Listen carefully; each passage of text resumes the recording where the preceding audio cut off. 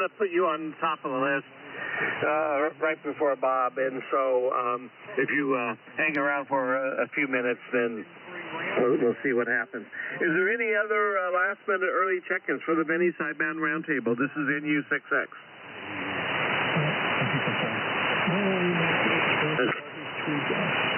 Okay, and let's see. I'm just looking down through the list of everybody that I have.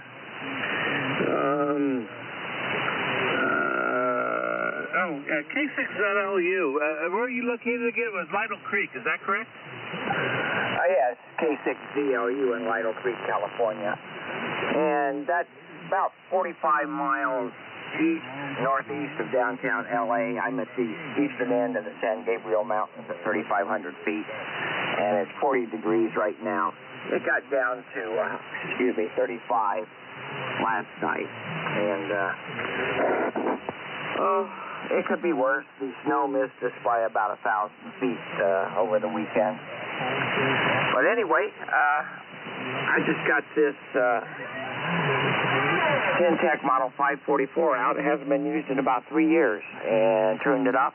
I talked to the guy, the other gentleman you couldn't hear. He's over in Quartzsite, camping out, and it worked right off the bat. Very surprised. So back to you, K6ZLU. So that was the KK7BWQ, is that correct? Yes. He was coming in here very nice, but then when you tried to hear him, I couldn't. So I don't know whether the band changed or not. But anyway, he's got an ICOM 7300, and he's just running into an antenna barefoot.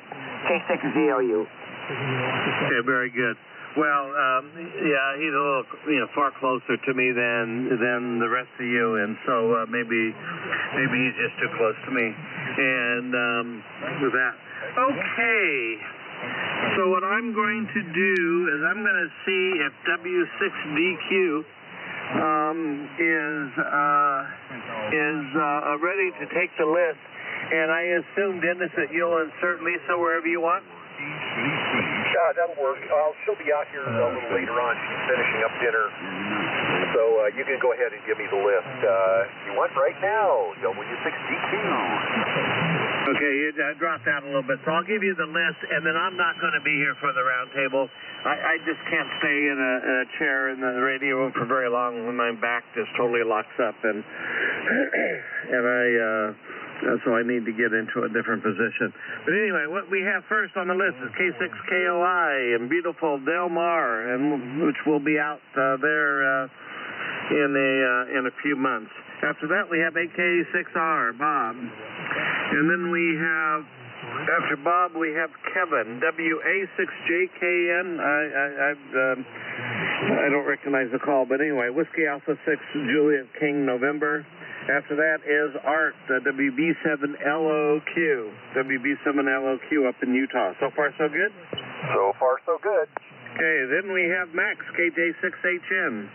I think you know who he is, obviously. Then Gary, WA7BIP, Whiskey Alpha 7, Bravo, Italy, Papa. Then followed by Vaughn, K6ZTA. K6ZTA.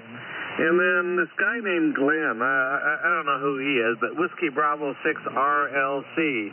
So far, so good? Keep going. Okay, then we have Bob, WA9JIB in beautiful La Cañada. Followed by other Bob in Lytle Creek, K6ZLU, K6 Zulu Lima Uniform.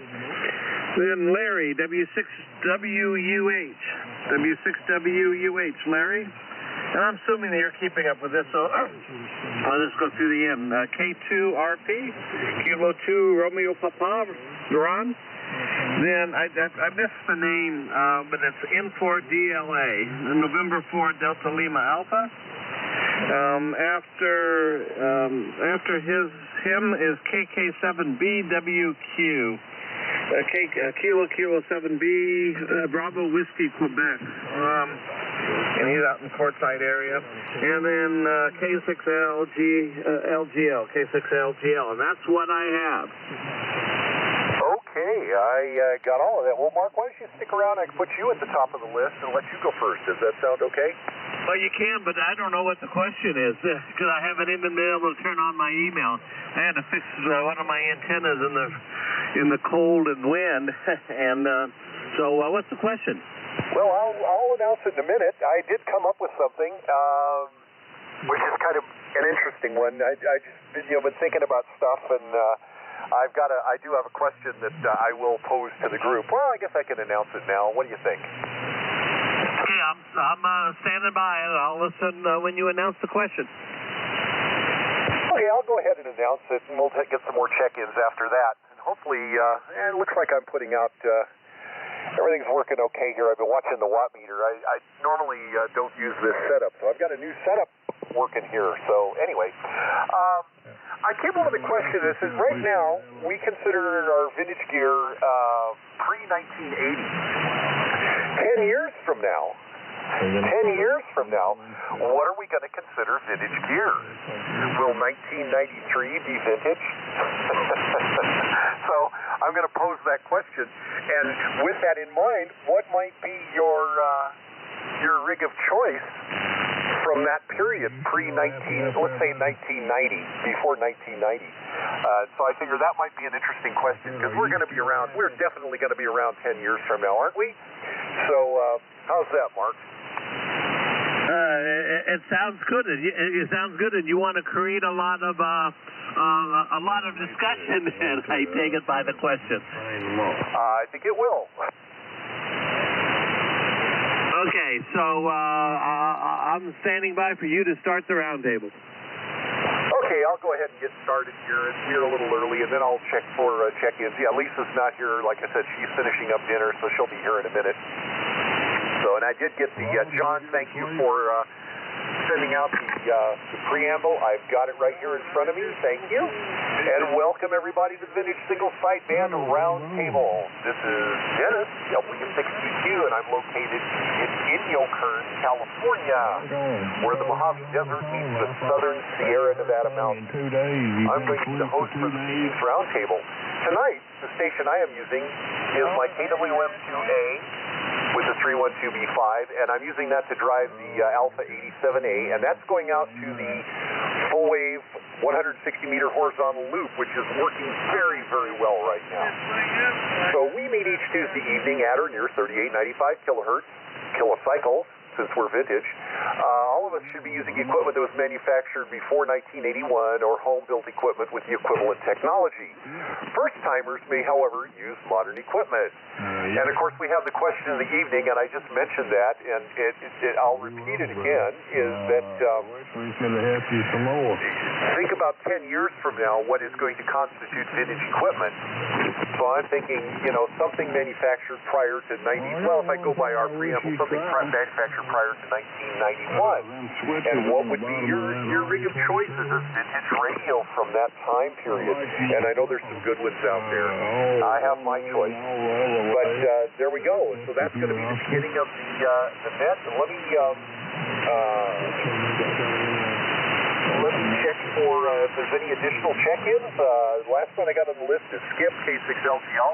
Do we have any additional check-ins? Please come now. WJ6W. Whiskey Italy 6 Radio. Okay, Dave, I got you, WJ6W, and I got you, Dave, WI6R. Are there any others? I'm trying to figure out how to do it. I never had a RE27. Yeah, we are starting to get some QRM coming up from the East Coast. Okay, well, we'll go with the list as it is now. Mark, I'm going to put you up first so that you don't have to deal with this any longer. I know you've got the back problems there. So Mark, you'll give it to John, K6KOI. John, give it to Bob, AK6R. And Bob, please give it to Kevin, WA6JKN. And Kevin, go ahead and give it back to me. So take it away, Mark, NU6X and the Vintage Single Sideband Roundtable. This is W6DQ. Okay, very good, Dennis. This is NU6X in Sedona. And we've been, some people have been starting the roundtable as early as 6:45. And so I'm not sure what the official start time is, but so I didn't mean to rush you on that. So having to do with the question, This is a question that's surfaced from time to time. Some of the original founders have a very strong opinion about keeping it at 1980 and older, and others don't. I don't have a strong feeling. Either way. In my particular, my particular opinion, it's just that all of us in this group have interest in vintage radios and work on them and fix them and play with them and all that kind of stuff, and that's what's most important in my mind. But I'm not going to open up the can of words on that particular discussion. But what will I use 10 years from now? Who knows? Maki was just on the phone to Rocket Radio, which is a ham radio store in Tokyo. We're heading off to Tokyo in the first couple of weeks of March again to take care of business. And they had a great price on the ICOM 7610. But now they can't get them anymore because they can't. ICOM can't get them produced because they can't get the chips and can't get the parts. But and the yen isn't quite as well doing as the dollar isn't doing quite as well against the yen as it was 3 or 4 months ago. But still, they have a bargain price on a ICOM 7610 if they could get any. And I was thinking of taking it back with me on the plane. But that would be a 2023 radio, so that certainly wouldn't qualify. So with that, it goes to you, John, K6KOI. This is NU6X in Sedona, Arizona. NU6X, K6KOI. Good evening, everybody. And thank you for taking the early check-ins. And thank you for Dennis for hosting.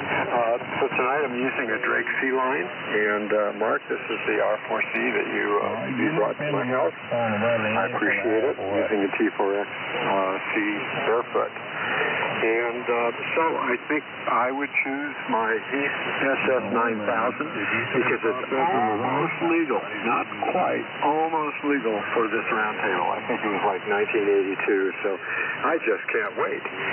Over to you, Bob. AK6R, K6KOI. Yeah, K6KOI in the group, AK6R. Very good, John, and nice signal from everybody tonight. Thanks, Mark, for taking early, and for Dennis for taking the net tonight. Good question. And let's see, what would I use? I would probably, being an ICOM guy, go for the ICOM 751A, which was about about 1988, I think, 88 or 89, so I think it would qualify for the plus 10 there. But that's one of my favorite wing radios from the rigs, I'm trying to say, radios from the past. If you went up to about 1992, I'd take the ICOM 775. Nice 200-watt radio, works absolutely gorgeous, and I used to have one, but I traded it in for a 7800, and I won't go back. But anyway, that's my choice, and what else can I say? Oh, I've been playing with a couple of projects here, doing 80-40 meter loaded dipoles for a bunch of people, and a couple of 60-meter, 30-meter dipoles. So playing with loading coils quite a bit. And one other little pet project that I've kind of come up with and I've never seen before, at least talked about in our circles, and that is electroculture, which happens to be using antennas to enhance plant growth. Very old Tesla technology coming back in big waves, and I've been trying it in a lot of our plants in our gardens, and guess what? Darn stuff works just great. So if you want something to think about electroculture. Over to you, Kevin, up in the Gilroy Garlic area. WA7JKN to take it, AK6R. Yeah, thank you very much, AK6R, WA6JKN. I like the question. I think it's a good one, and I think, as Mark mentioned, it's been probably bantered about numerous times over the year. But as I sit here and listen to Bob there, I'm thinking, maybe instead of having a date pre-1980, maybe it's time to start thinking about saying how old your rig is, okay? Something that's 30 years or older. And that way we don't leave out some of the really fine rigs that are vintage, like the first generation. Well, I guess some of them were hybrids, you know, solid state and tubes, and then fully solid state. I have some rigs that I think are, you know, I should be able to put them on at some point in time, but just to keep me motivated, because right now they're sitting on the shelf collecting dust while they're bagged and tagged. But I got one Kenwood that's really old. Well, not really old, not older than the 520, sitting in the box. It's the 530 Sugar. I have a 820 Sugar, I think it is sitting in the box. Speaker, the whole bit. And there's really no nets for that vintage of gear, so I'm thinking maybe over the next 10 years that maybe that might be a good idea to include them, but instead of saying pre-1980, say something that is at least 30 years old or older or something like that. I know we're at the 40-year mark, but that's kind of what I'm thinking, Dennis. Just thinking out loud. So there you go. I turn it back over to you, Dennis. W6DQ, thank you for taking the group tonight, WA6JKN. All right, Kevin, very good. WA6JKN and the Vintage Sideband Roundtable. W6DQ here. Hopefully still on, it looks like I'm on the right frequency. Hopefully not drifting too much. I actually let the radio warm up for a while tonight. Well, that's an interesting suggestion, Kevin. I was kind of thinking along those same lines recently as well, that we do something like that, because there's a lot of fine radios in that period in the 80s and the 80s up to 1990, 91, 92. There's some incredible radios, and I'll talk about my favorite a little bit later. I won't break the news yet, but it's sitting here in front of me, and I was debating as to whether to put it on the air tonight, but I didn't, because it is a 1990 radio. So there you go. And find business on the Kenwoods in the box. I'm sure you could find a market for those too, within this group. And Bob, electroculture, that reminds me of when I was in high school. We had a guy that was playing music to plants and demonstrating that plants responded to certain types of music, like classical music versus rock and roll. I always got a big kick out of that. But anywho, John sounded good barefoot. Everybody sounds great up here tonight. Good signals. We're doing really well here. Noise levels down here for a change, which is nice. I shouldn't say that because it'll come up. But the C-line sounding good, John. And Mark, I don't know what you're running there, but you sounded really good here too. You got a bodacious signal. So real quick, I'm going to take a break because I got another check-in here sitting next to me. I'm going to let this other person check in right now. So I will take a break and get some more, but let me get this one first. Kilo Foxtrot 6, Quebec, November, Golf. There we go. Okay, thank you, Lisa. Got you on the list. So let me break and see if there's anybody else who'd like to join us. This is W6DQ for the Vintage Single Sideband Roundtable.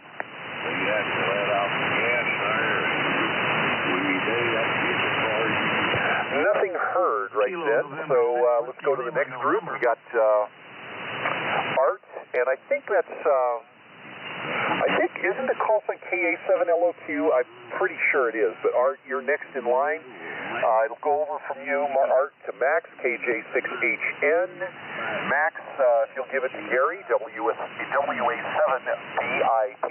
And Gary, go ahead and give it to Vaughn, K6ZTA. And Vaughn, please give it back to me. So Art, take it away. And I think, like I said, I think it's KA7LOQ, if I'm not mistaken. Go ahead. This is W6DQ with the Vintage Single Sideband Roundtable. Okay, Dennis, it is Kilo Bravo 7 Lima. Excuse me. Let me take a drink. Yeah, it's KB7LOQ. Thanks for taking the net, Dennis, and best wishes to your co-pilot there. I was sick all last week and still a little bit dry, but am kicking along here. Yeah, running the HT37 into a SV220 and listening on the SX115. I want to say hello to Bob and welcome back to the office. I hope you shined your shoes and picked out a nice Jerry Garcia tie there. Hi. I had to chuckle at the antenna for growing plants. My mind naturally flashed to a Sturba curtain in a grow closet somewhere in somebody's basement. But anyways, love the question tonight. I've got two rigs that are borderline but still fit in, the TR7 and the Kenwood TS180, both 1980 or before. But I have a couple of the radios that I'd really like to use. One is a mint modified hot rodded Kenwood TS930 with the matching speaker, and I've got a Yaesu FT102, 36146s in the final, and I do have the external VFO, which adds another digit and really makes tuning in nice. It's a fine radio, but I think they came out in 82 or 83, so yeah, I would be all for extending it a little bit. So, when this started, I think it was back in the early 2000s, because I was on it in Phoenix. It was made 1980 or before, and now it's, 15, 20 years later, so maybe we could include some of the vintage ones from the 80s. So, anyhow, case J6HN KB7 LOQ. Whatever way you got. All right. Good signals from everybody here in Darwin. This is Max. Yeah. KJ6HN, where it's about 25 degrees outside right now. And I have a pretty good sized pile of firewood, and I just keep loading it into the wood stove, and I keep staying toasty. I'm glad to hear So that. that's what's happening here.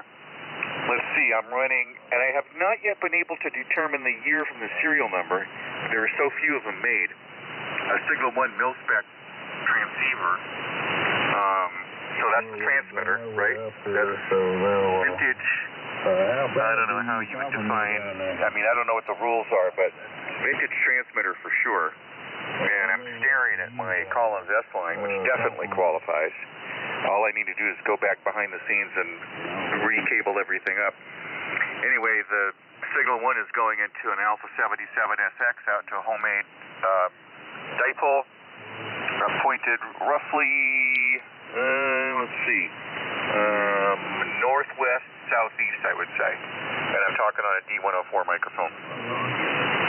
So life is good out here. Dennis, stand by for an email. I won't be able to host the roundtable on my third Friday, but I'll send you an email about that. So I'm just forewarning you. And as to the question, I'm gonna second Kevin's motion. I think it should not be just a static made before a certain year or not. It should be the age of the radio, and that's probably a debatable subject. Should the age of the radio be 40 years, 30 years, 33 and a half years, or whatever?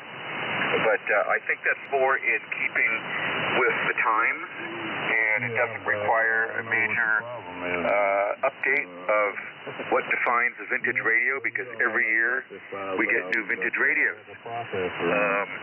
If they're whatever we agree on, so many years old, 35, 40 years, whatever. So I think that's a pretty good way to go. If I were on the vintage single sideband board of directors, that's what I would say, is to go with the age of the radio rather than the year of manufacture. So that's what I have to say about that. And I may, if there's a 73 around, I may or may not be around for it. Not sure. I've got stuff to do. So with that, over to Gary, WA7BIP from KJ6HN in the group. Okay, thanks, Max. KJ6HN, this is WA7BIP. Gary and Duarte. We're running Kenwood TS830S barefoot. into vertical antenna. And good question tonight, that's for sure. And everybody's got short answers, so I better do the same. As far as I'm concerned, a good example for vintageness is I also participate in what's called display day at a lot of the airports out here. And we display what's called aircraft of historical value. Yeah, that's it right there. And that's the way you want to run. It's over 35 years old. If you display it 12 times a year, you can be exempt from personal property tax. So I would vote for 35 years because that's what we do with airplanes. And I fly a 1979 airplane. And it's not vintage to me, but it sure is to the county, so that's okay. Yeah, you got some spark around that. That's my vote, and I think I didn't hear all the question. I think there was another one about what are you going to be using 10 years from now, but I have no idea. Probably some SDR type radio. Okay, it goes over to Bob, K6ZTA. This is WA7BID. Take it away. All right. WA7BIP from K6ZTA in the group. Yeah, Vaughn, Victor Oscar November is the name. And we're here in Woodland Hills. And we're using the 100V barefoot tonight. Hopefully everybody's copying reasonably well. And we've got a Drake 2B receiver here and an inverted V antenna. The mic is a static 10D. So, and I want to thank Mark for taking the earlies and Dennis for running the show tonight, for sure. And I wanted to ask Max, is that a potbelly stove that you throw wood into? I doubt it, but I was just curious. Anyway, the question of the night, question of the evening, I'm actually, either way you look at it, somebody's going to get excluded, whether it's the age of the radio or whether it's the year. Somebody's going to be excluded. But in any case, I think everybody, I think I'm partial to the age of the radio. And that wasn't the question of the evening, or was it? No, the question of the evening is, what am I going to use 10 years from now? Or 15 years from now. I think I'll probably be using the same radios I'm using now. So we'll go with that. And so I think I'll just turn it back over to Dennis and thank you all. W6DQ from K6ZTA. All right, Vaughn, very good. K6ZTA in the Vintage Single Sideband Roundtable W6DQ here. That's a great answer. I like that. The same radios that you're using right now. That's perfect. That's perfect. Yeah, just under 30 feet. It's not that big. 2 bedrooms, though. We're seeing a lot of interesting ideas here about the age of the radio. Anyway. As Gary mentioned, that's interesting with the airplanes. I wasn't aware of that. So that was an interesting comment. Max, you didn't say which radio you would be wanting to use as your favorite vintage radio 10 years from now, but I can guess what it would be. You don't have to say. And Art, sorry to hear that you were sick last week, and hear the remnants of your cough there, and I hope you're really feeling a lot better. And the 930 and the 102, those are great little radios that do fall in that post-1980 to 1990 region. And bravo on Jerry Garcia ties. I've got a couple of those myself. Jerry is my hero. I love that guy, man. Oh well. So let's see. Let me go to the. I'm not going to break yet for more check-ins. If somebody wants to check in, just hang on for a few minutes. I'm going to get the next group of 4. We'll start with with Glenn, WB6RLC. Glenn, it'll go over to Bob, WA9JIB, and goes to Bob number 2, K6ZLU. And Bob, if you would give it to Larry, W6WUH. And then Larry, you can give it back to me, please. And then I will break for some more check-ins, and I'll tell you about my radio that I think would work for this. So Glenn, take it away. WB6RLC and the Vintage Single Sideband Roundtable, W6DQ. Very good, Dennis. WB6, W6DQ, WB6RLC. Good evening, everyone. So they could go home and make their damn get a vote. Nexburg over from Palm Springs, etc., etc. Let's see, the rig tonight, I haven't had it done in a while. It's a Trio TS510, granddaddy to all the Kenwood 520s and all that kind of stuff. So, earlier that was actually this one actually came from Japan. The guys out of from got the electronic speaker power supply and the external VFO with it. So, sure 444 mic up to an offsetter fed dipole. What's that, 8.7? Let's see. My future collectible kind of a thingy, maybe, and what I might have wanted to keep or something. I don't know. It might not quite fit in the category, but it still might be a little too new. But I think a really good radio that would be worth keeping on the shelf for future collectible use is the Yaesu FT1000D. 200-watt radio, lots of bells and whistles, for a radio of its period. It was the top of the line and a real nice rig.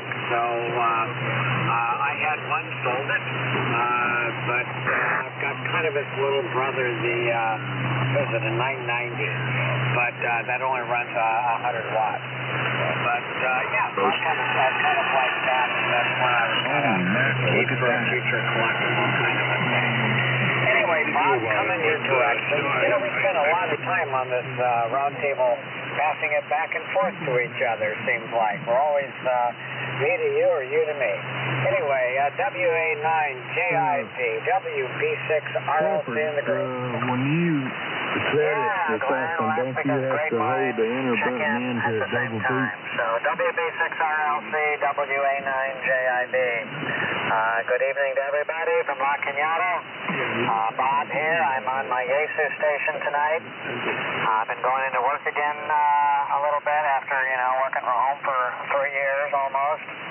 So got in a little late today. I'm actually kind of cleaning out the office because, retirement may not be that far off. I don't have a date in mind yet, but when it comes, I don't want to have to deal with moving a lot of stuff around. So, I got textbooks from my college and grad school days and bringing them all home. And probably I should throw them away or give them away, but you know how that goes. So anyway, I'm on the Yaesu station tonight. Didn't have time to fire up the Helicrafters. FT101E barefoot to my dipole, hanging off a 35-foot mast, inverted V.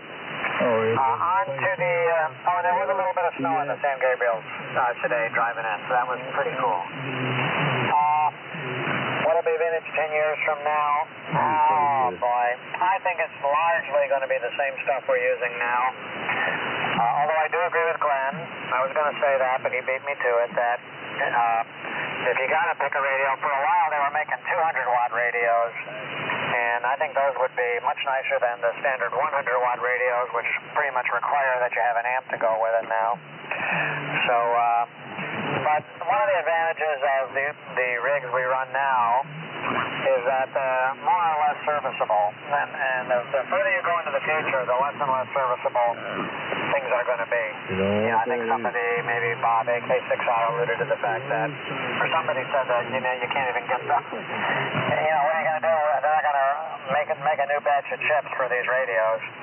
But the stuff that we run with tubes or hybrid or have them going too far down the solid state route is still serviceable by people of modest skills like me Here to go plus, here to go in servicing. Set it to minus And by the 100. time everything has gotten into surface mount and all that, you know, I mean, even if I had the skills, I don't have the eyesight to deal with it.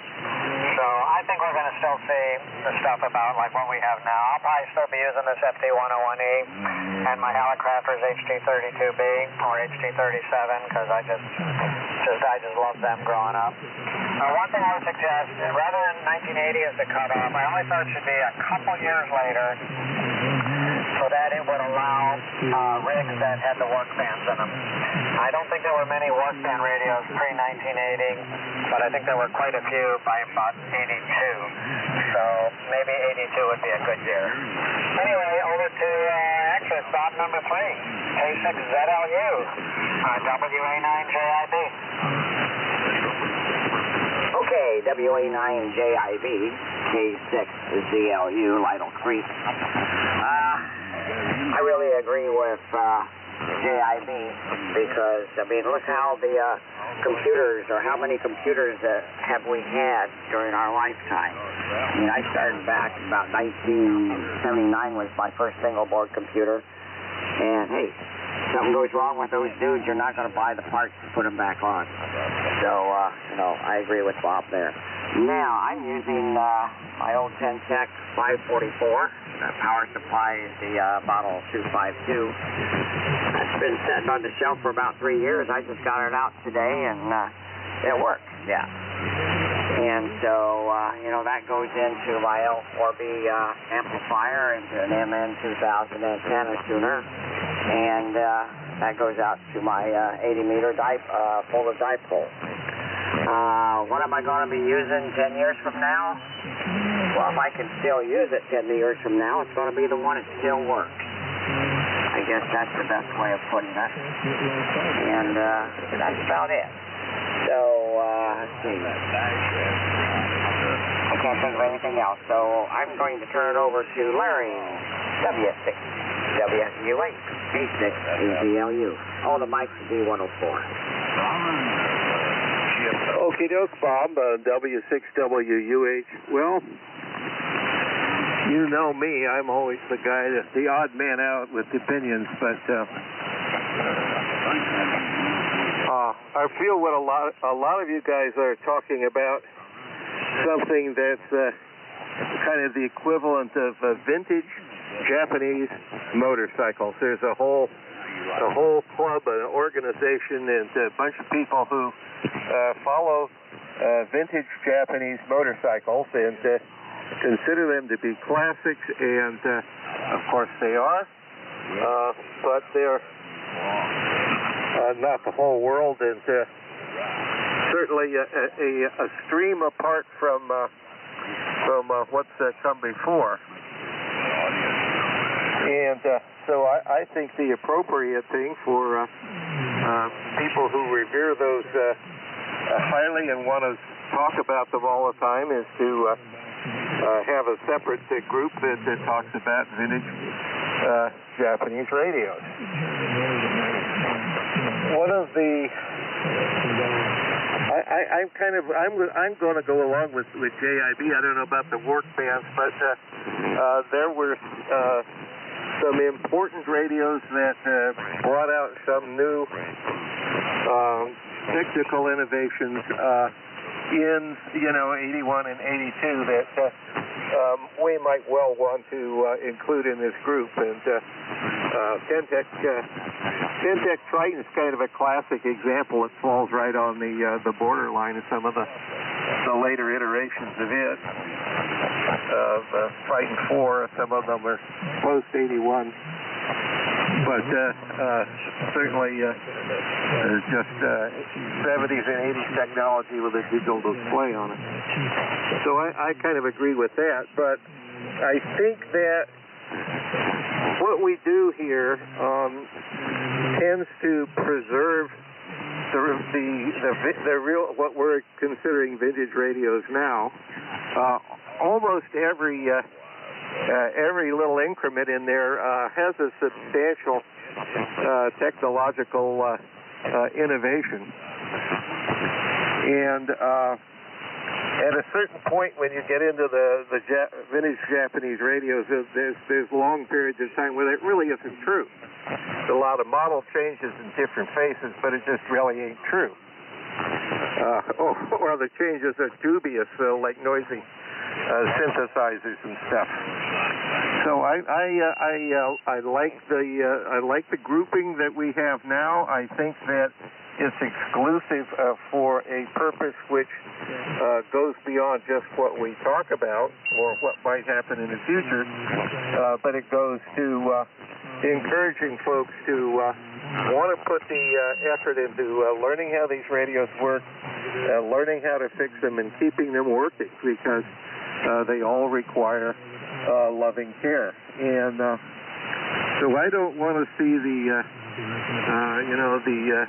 all of the odd radios, Central Electronics and the Eldecos and the Globes and all of the rest that were low production, that are rare now, that are rarely heard. I don't want to hear them kicked back into the dustbin of history so far that they just get laughed at. So and also I'm just not real interested in hearing the thousandth conversation about the guy with his 930 and his bad display. I don't have to get on a vintage net to hear that. It's out there every day. So that's my 2 cents. Back to net, W6WUH. All right, Larry, very good. I like what you said there. W6WUH and the Vintage Single Sideband Roundtable, W6DQ. Wow, that's you had some interesting comments, Larry, and I appreciate and respect what you said there. That you said some really good stuff about why we do this and about keeping the older gear, what we consider vintage today, keeping it alive. And over I'm seeing folks saying that they'll be using the same radios that they're using right now, and I think that's a true statement. A number of you have said that.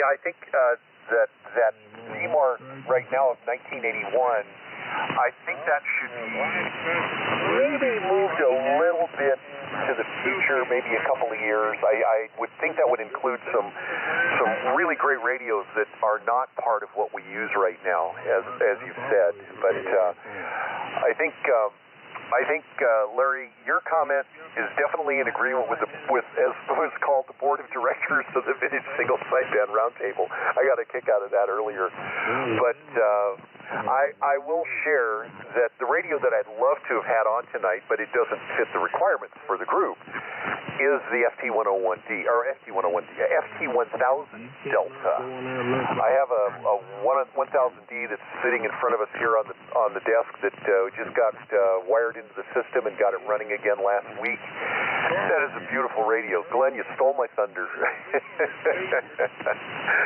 But it's a beautiful radio. It was introduced in 1990. And Larry, your comment about noisy synthesizers is well received, because as nice as the FT1000D is, it does have a noisy synthesizer. And it's one of the detractors from the radio, but it's probably one of the few. I think that's an incredible set. I really love operating it, and that's why I've got it on the desk now. So it's been sitting idle for a couple of years, so I'm really pleased to have it back on the air, and it works really nice with the Alpha 87A and all of that. So, and Bob, ZLU, your comment, the one that still works, that's a point taken too. You made me chuckle with that. I like that. And Glenn, the comment, the work bands are one thing, but I think Larry touched on the fact that those few years in there from early 80s, there were some innovation. It wasn't just rehashing the same old stuff with a new name or a new model number. It really was some innovation done in there. So, I don't know. It'll be interesting to see what happens in the next 10 years. But boy, I really appreciate everybody's comments out there. Those are some great comments. And like I say, my choice 10 years from now on a vintage net would be, or a vintage roundtable. If we're still doing the vintage roundtable, if I'm still here kicking 10 years from now, I'd love to be able to use the FT1000D. But that's my opinion. Of course, I'd be using all the other radios, the Collins S-Line, the KWM380. KWM380 is one of my favorite radios, and I really do like that one. But, you know, we're running the KWM2A tonight. I finally have it back on the air after being off for a while, and I'm really pleased with the way it's operating right now. It's doing really well. And I might add, no, I better not say that. I'll wait till the end of the roundtable, and I'll make one more comment. But let me go ahead and take a standby here and see if we got anybody who'd like to join us for the Vintage Single Sideband Roundtable. This is W6DQ. KJ6810. Yeah, Max, go ahead. Yeah, I just wanted to maybe build on you said you thought you knew what I might be running in 10 years, and you're right, I didn't comment on that second part of the question. If it works, I don't throw it away. My newest car is a 40-year-old Mercedes diesel, and it runs just perfect. I'd have no reason to get a newer car, and so yes, I will probably still be running the exact station that I have right now. Hopefully I'll have my 30S1 band switch replaced by then. So that's my response. Back to you.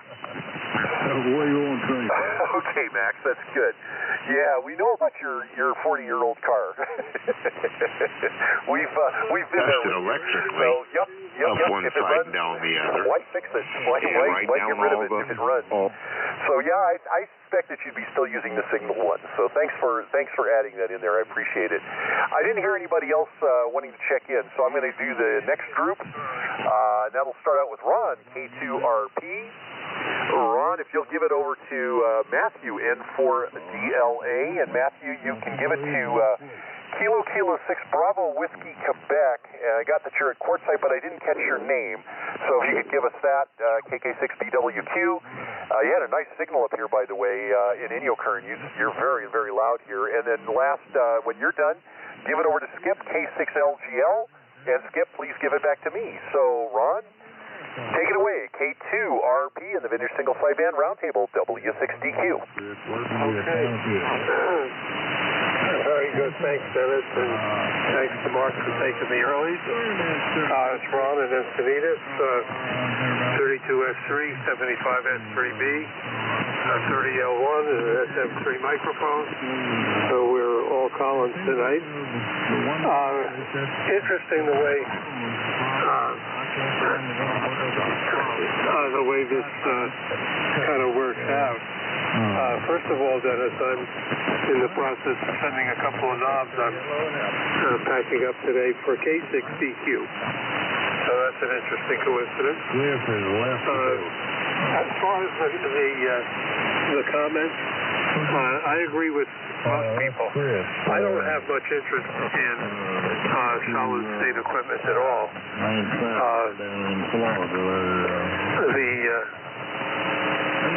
The only thing I have is vintage that's all solid state is an SB303, and that's over 50 years old.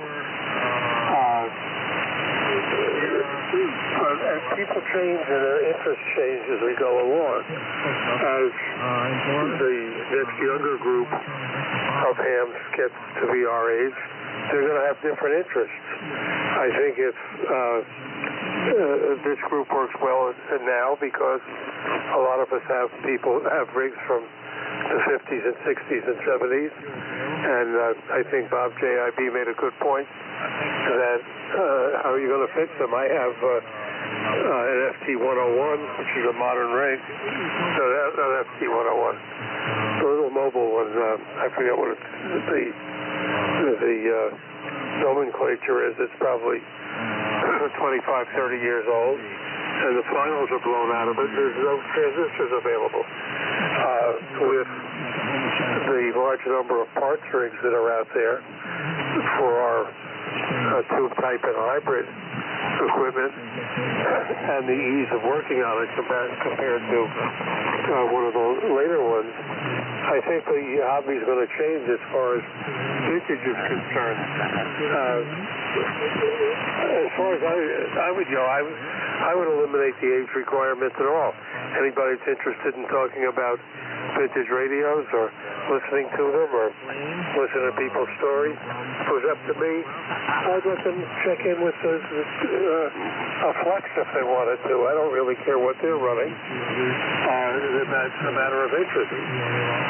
How much interest is going to be in 20 years from now in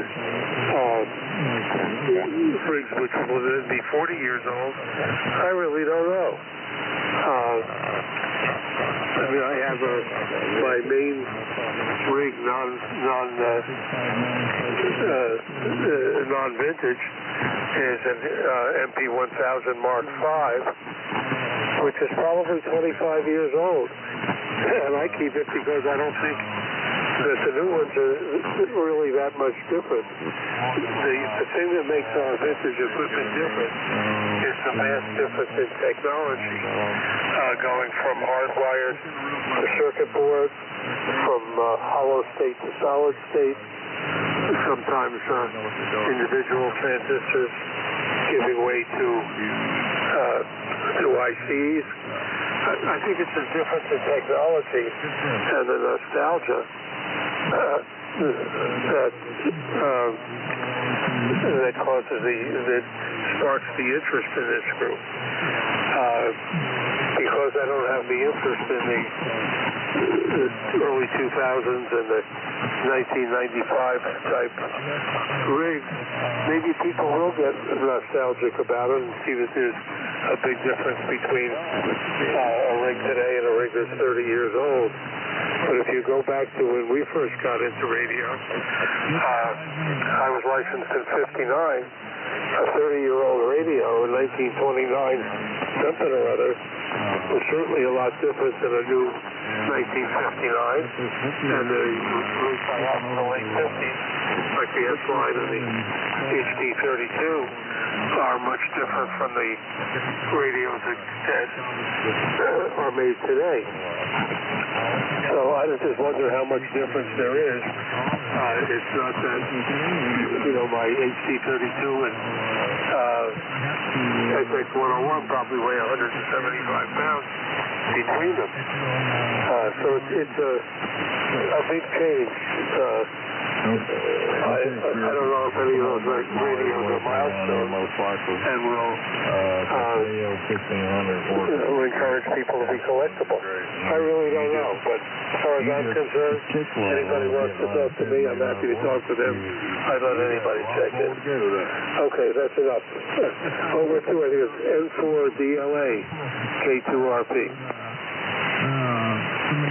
Okay, thanks, Ron. K2RP and the Vintage Single Sideband Roundtable from Matthew N4DLA. I'm in Orinda, California, about 15 miles east of San Francisco, running a Atlas 210X.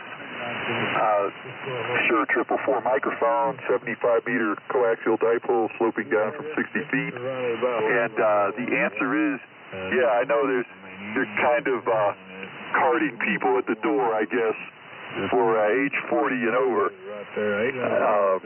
My main equipment is a 1989 Tentec Corsair 2, so that would fit in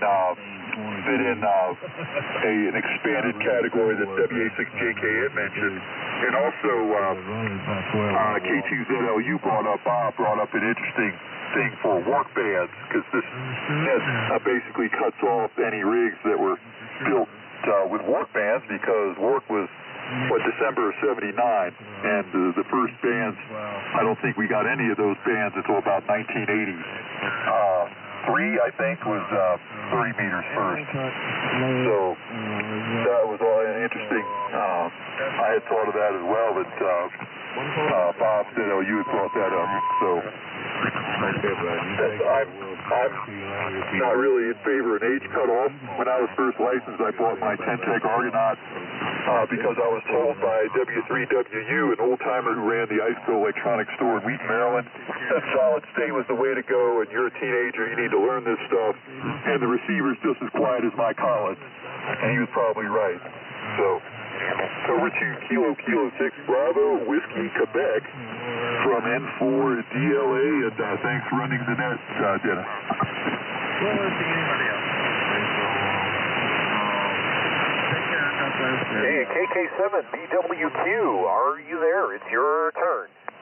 Hey, thanks for that, KK7BWQ. The name is Jim, Juliet India Mike, and I appreciate you letting me participate this evening. I'm not going to apologize for being a newbie on the 7300, but I'm here because I'm a lifelong electronics nut, and I like old stuff and keeping it running and up to snuff. So I will be have my hands on a Kenwood 83830S here very shortly, a 50-year-old radio.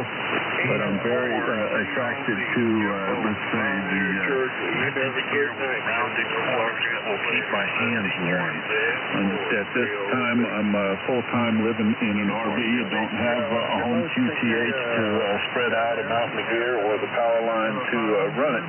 But we'll get there. As I said, a newbie, I've been licensed for a year and a half, radio for a year, and I'm a listen and learn kind of guy. So I guess that the question tonight was, who should we let into the club and who should we not?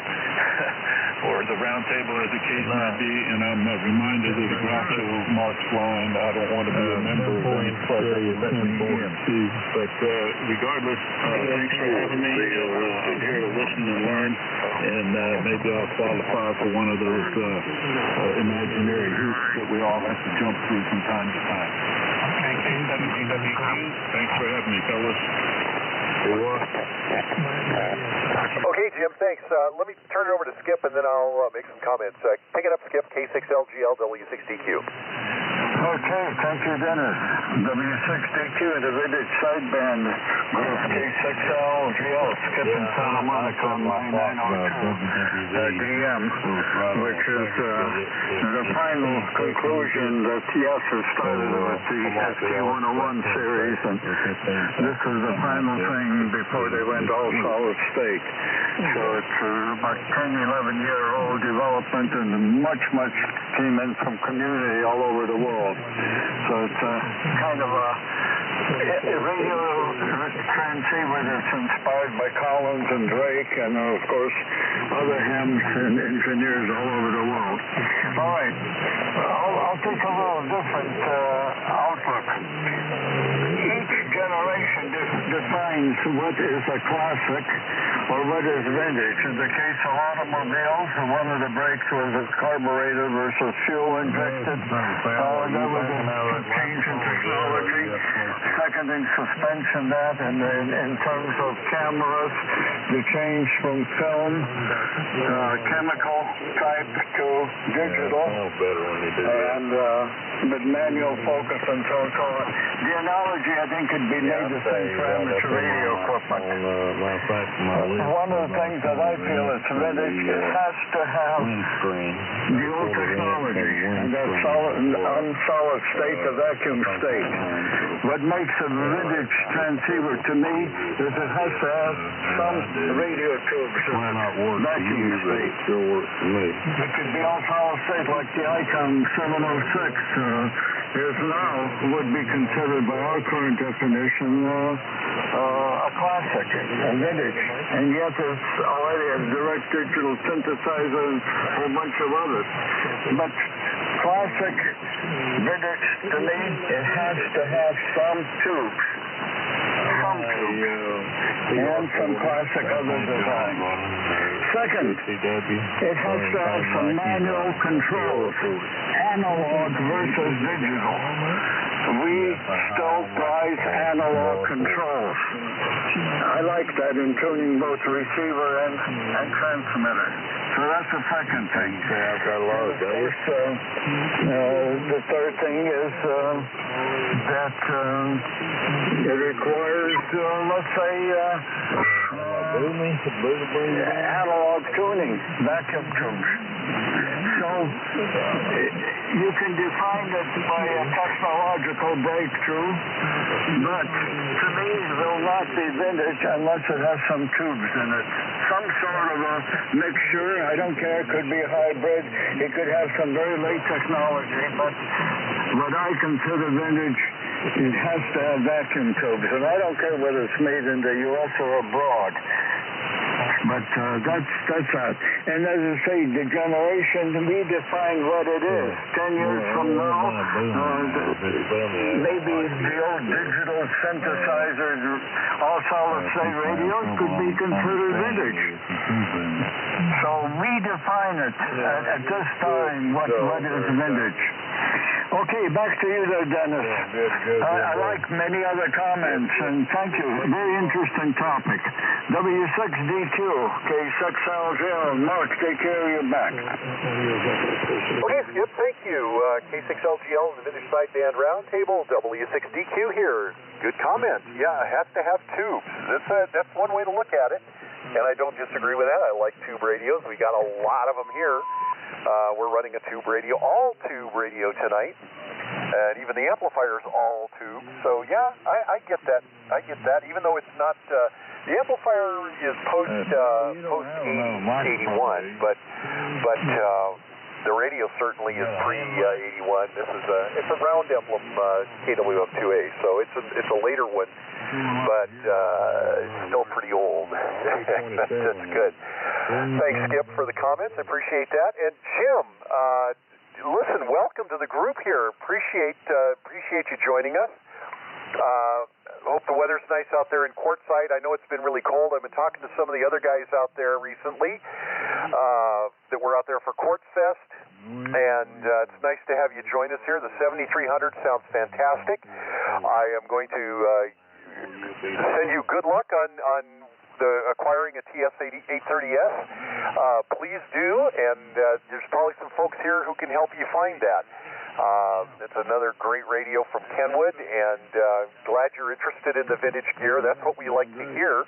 We want you to keep with us, stay with us, and check in with us, please, and let us know on your progress on getting a vintage radio. That's super.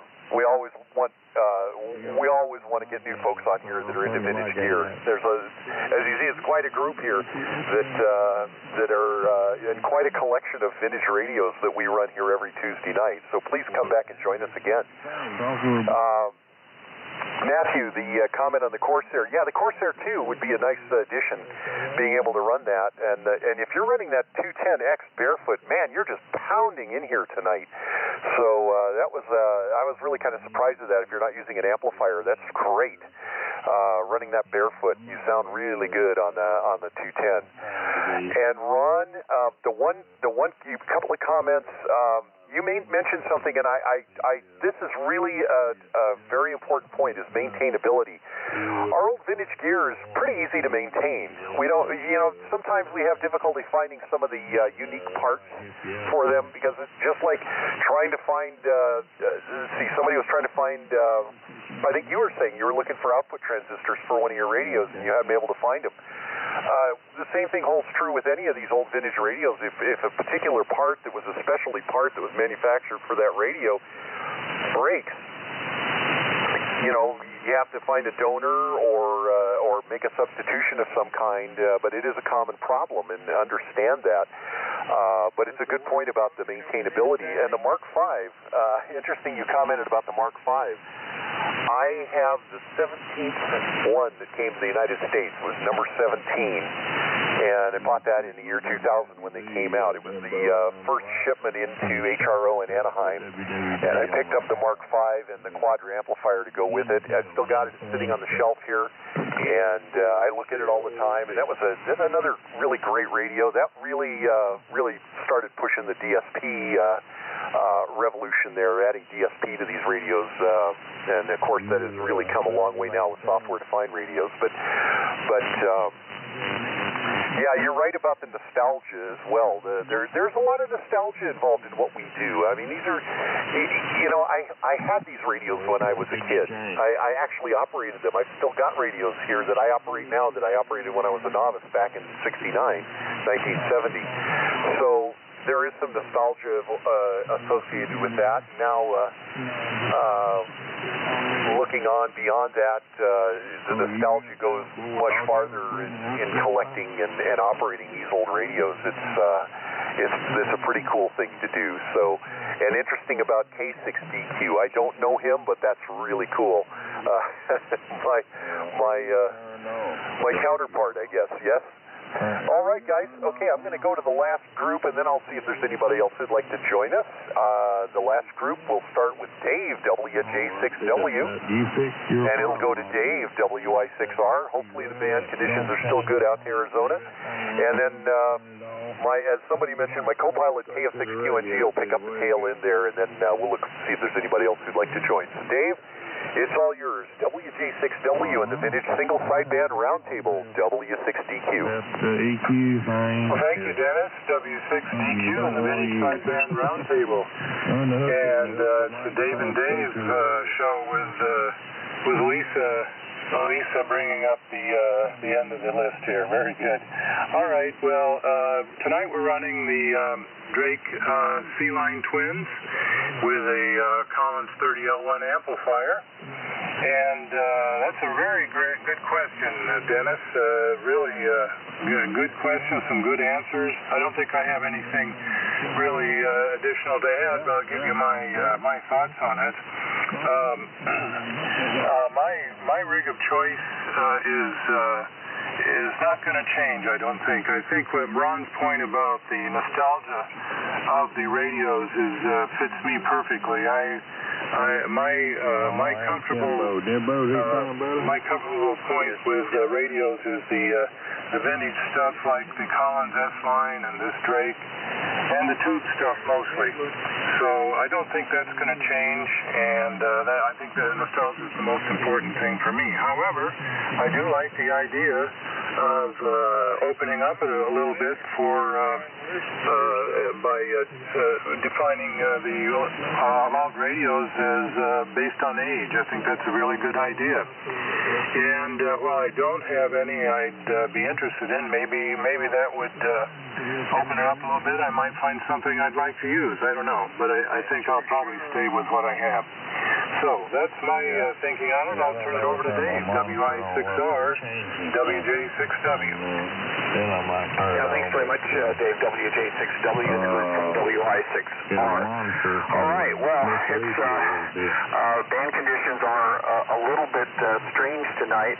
I'm not sure exactly what's been happening with it, but it is a little bit on the strange side with funny QSB with signals going from S9 to 40/9, and Dennis, you're in the 40/9 category, and Dave, so were you also almost 30 over. So funny conditions. We're running our S-Line as we are often tonight, and the question of the evening, which I didn't catch completely, but I heard a couple of discussions, something about the age of radios, and I just thought I would comment that, and if you look at cars, there is an antique, a vintage, and a classic category, and they all have their own connotations to those categories, but traditionally in the industry, something that's 25 years or older is considered classic. Now, why that might be interesting is it does open up another layer of radios that have interesting properties, just like in collector cars. There's things that are unique about certain ones that make them interesting and popular, so that's something to think about. And like everything, as time goes on, those numbers always seem to change, and I think that's worth at least investigating. As far as what I might be running 10 years from now, well, gosh, that might be a question about what any ham's running 10 years from now. I'm going to suspect it's going to be a radio similar to the modern radios that we're seeing today, which are certainly all going going to be software-defined radios, but what we might be doing with them might be quite different. We might have quantum computers sitting on our desktop next to them, so we might be exploring the galaxy with our radio telescopes or something, who knows. But anyway, if I was running another radio, which I would consider maybe a classic, that would be my Omni 6 Plus and Hercules 2 amplifier. It's one of my favorite, all-time favorite radios, and it has its own interesting qualities. So with that, I'm going to pass it. Let's see, I think it goes to Lisa, KF6QNG in the group WI6R. Okay, thank you, Dave, and thank you, Dennis, for filling in for the roundtable this evening. So there was no email, so I'm not sure what the question was. I kind of get the gist from the answers that everyone's given, but anyway, who knows? As you say, who knows what any of us will be running or doing, so anyway, wish everyone a great evening, and I'm going to send it back to Dennis, W62 from KF6QNG. All right, thank you, Lisa. Yeah, just thinking my bad. I should have probably repeated the question a little later in the roundtable. But KF6QNG in the Vintage Single Sideband Roundtable, W62. Well, Dave, WJ6W, you'll be running the same radio, and that's a good answer. A lot of folks have said that tonight. They'll be running the same radio, and I think that's a reasonable answer. So I expect you'll be running your C line and your S line, and I don't know if you still have your TR7 or not, but I hope you do. Some great radios that you operate. Let's see, Dave, WI6R talks about the Omni 6 and the Hercules. This? Oh, that's a cat. You guys can't hear that in the background. There's a cat wailing outside. I was going, what is that sound? Oh, boy. But the Omni 6, yeah, and the Hercules amp, yeah, nice setup. And, yeah, that's a little bit more recent, but nice to be able to operate that. Quantum computing, how about quantum entanglement for communications? Oh, boy. Who knows what we'll be doing, but yeah, in terms of running a vintage rig, the Omni and the Omni 6 is perfect answer for that. 10 years from now, that would be the rig you'd want to be running as possibly a vintage rig. Okay, so let's see. Let me take a quick break and see if there's anybody else who we've missed or would like to join us. This is the Vintage Single Sideband Roundtable, and your host tonight being W6DQ. Please give me a call. I actually thought of one other thing. Okay, standby one. I got W6YEC. George, good evening. And there was somebody else called in there?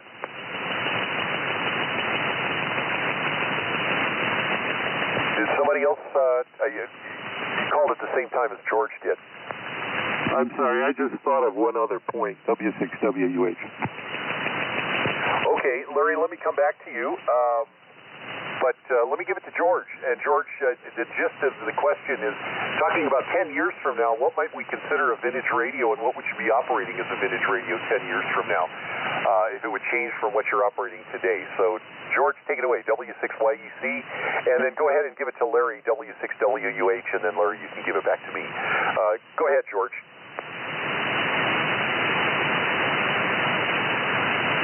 Okay, Dennis, as I find the right microphone here. Very good. Hello to you and Lisa and the rest of the gang. Running late tonight. It's been busy in my life. So, but came out here to see what was happening. I didn't find the question. I looked at my email to get clarity, but I think I picked up what it is, and you just find it. So, anyway, running the TS520 Sugar tonight. Driving the 3001, kind of a normal vintage setup here that we run, and a few other radios around. And Yeah, to answer the question, I just haven't been thinking about any other radio, so you never know what might happen. But this is a pretty fixed into the station. It goes back to the 70s. I remember when I got my first one, and there's a real story behind that I won't take time to tell, but it made it very, very special. And I've always liked it. It's just a great radio. And I love running it with the SM220 scope and the pan adapter and all that stuff. And it works nicely with the 30L1. So that one's a keeper. I'm sure I'll be running it. I got a Swan here that was a real problem to fix, but I got it fixed. It's beautiful. It works great. And that's what I'm planning on hanging on to. So I would say there isn't any changes planned. Let's put it that way. You never know what might happen in 10 years. But there aren't any changes, maybe thin down a little bit more because as we get older. But other than that, this radio is probably going to stay around. So there's my answer. Larry, what do you have to say? W6WUH, W6YEC. It just occurred to me that if we raise the bar, say 10 or 15 years on the entrance to the vintage net, one of the things that would happen is that there are huge numbers of those Japanese radios that were manufactured, literally hundreds of thousands of them. So what we've got now is a safe place for old technology to operate. I can put my double sideband rig on here. Somebody can put their Cosmophone on or some other thing. And it's like running a Model A on the freeway. It's just something you don't do if you have a Model A. And we've created a space for the old technology to be able to come out and be heard. And it would literally be swamped if we had a 10-to-1 ratio of newer Japanese radios to the vintage ones. So that was the other idea. W6WUH, thanks for letting me do that. Oh, you got it, Larry. Very good. W6WUH, W6DQ here.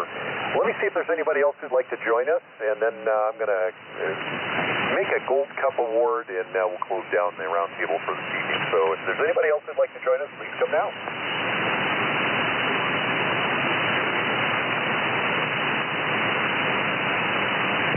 Okay. Well, I'm not hearing anybody. Okay, listen. Larry, you're going to get my Gold Cup tonight. You said something that really, and I can only paraphrase what you said, but because I didn't write down exactly what you're wording. But you made a comment about how would I paraphrase it? It having to do with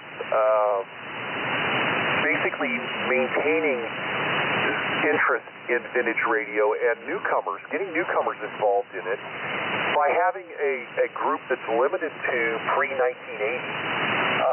It's a certain class of radio, like everybody has talked about, but you pointed out the thing about getting other folks involved in it and getting other people interested in it. And I think there's an aspect of that if you have a newer radio that 10 years from now might be considered a vintage radio, there's an opportunity to get more people interested in the group. And I can't remember exactly what it was you said. When you said it, it's just like a light went on and it's going, wow, what a comment. And but it had to do with what I was just kind of trying to paraphrase there about getting others involved. And what you just said now about the safe haven is a very, very accurate statement. So see if I get any comments. Go ahead, Larry. W6WUH, W6DQ. Okay. Well, thank you. I appreciate it. We're all just caretakers for this old gear, and I'm going to feel better if it can the stuff that I have and the stuff I know other guys have that's even more important goes into the hands of somebody else who can appreciate it and hopefully maintain it. So that has to come from somewhere, and then maybe we're a little part of keeping the stuff alive. W6WUH. Well said. I appreciate that, Larry. W6WUH, W6DQ. Well, I got to say there were an awful lot of great comments tonight. A lot of things to think about. Mark, I don't know if Mark is still listening, probably not, but when we talked this evening, when he checked in and I was telling him what I had an idea for the question, he was saying, I'm just really trying to stir the pot, aren't I? So, and I appreciate, there were some really, really great answers here, and it was really a pleasure to be a host again. I don't do that very often anymore because I have a lot of conflicts on Tuesday nights, but this was great, and Mark called me at the last minute and asked me if I would step in for him this evening, and I was happy to do so. So I'll tell you guys, I had a lot of fun with your answers, and you guys all sound great. Conditions tonight were absolutely spectacular. I don't remember having it quite as good as it was tonight in recent times. So, boy, what a blessing tonight. A little bit of QRM from the guys on the east, and Dave, WI6R, I agree with you on there was a little bit of QSB, really strange on the more distant signals. Everybody in closer was S9 plus. It didn't matter if you were barefoot or running an amplifier. You guys were all loud here. So anyway, with that, I'm going to go ahead and officially close the Vintage Single Sideband Roundtable for the 31st of January of 2023. And I'm going to return the frequency to regular use. And I'm going to say 7-3 and a very good evening to everyone. This is W6DQ checking out. Bye-bye.